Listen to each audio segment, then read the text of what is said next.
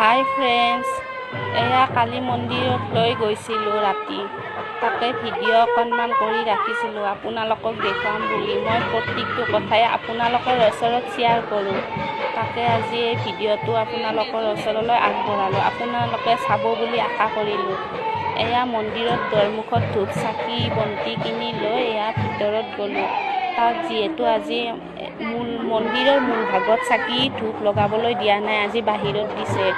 বহুত মানুহ হৈছে, সেইটো কাৰণে আজি বাহিৰতে জ্বলাবলৈ দিছে। আনকালি ভিতৰত দিয়ে জ্বলাবলৈ। এইখিনি ঠাইত আকৌ ইয়াতে বলি হৈ আছে, তাকে অকণমান দেখুৱাই দিলোঁ।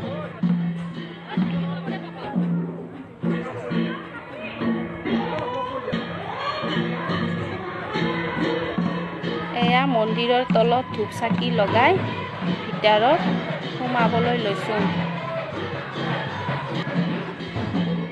এয়া মন্দিৰৰ ভিতৰত সোমালোঁ।